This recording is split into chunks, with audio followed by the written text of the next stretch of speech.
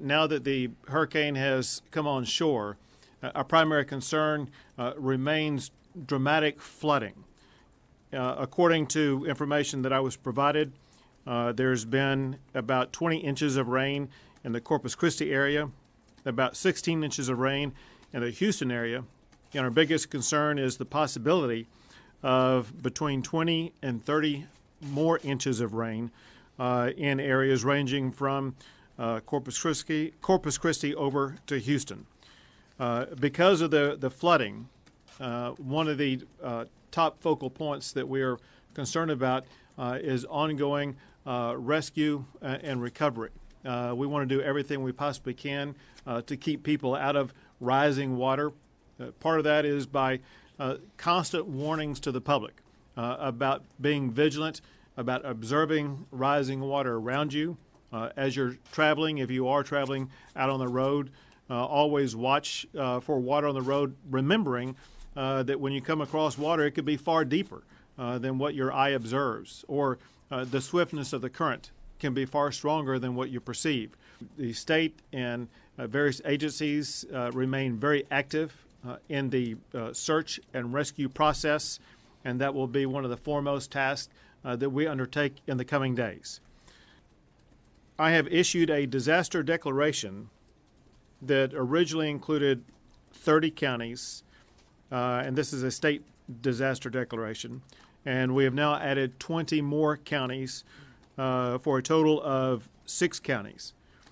As you probably know, I requested a federal disaster declaration that the President granted last night. This is incredibly important and extremely fast.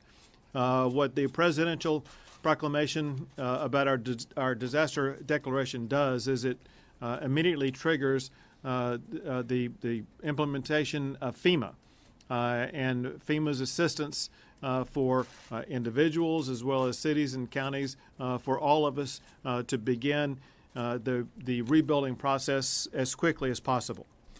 Looking at the Texas Military Division, there are more than 1,300 service members who are currently activated, and we anticipate increasing that amount by 500 more, getting us above 1,800 service members who will be activated to assist in responding to the hurricane and its aftermath. As far as the Texas Department of Transportation, they are already undertaking cleanup operations around the Corpus Christi and Yoakum areas, working to clear pathways along roadways there, which is impressive that they were able to get in that quickly and begin that process.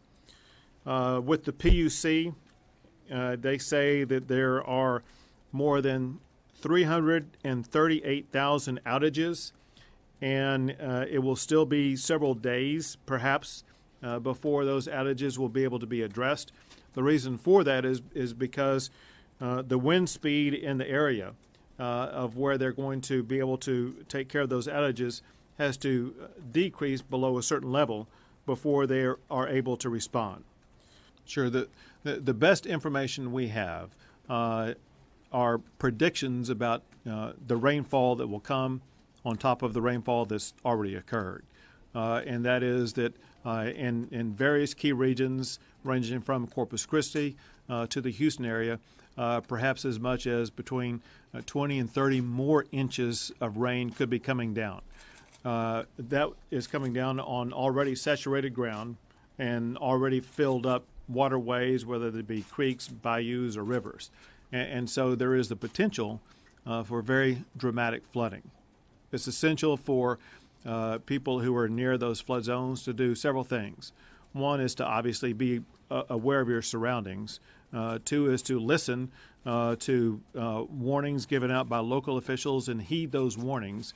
And three, whenever you do venture out by car or any other way, be very cautious, knowing that not only is it rising water, but oftentimes it will be swift moving water that can carry you away.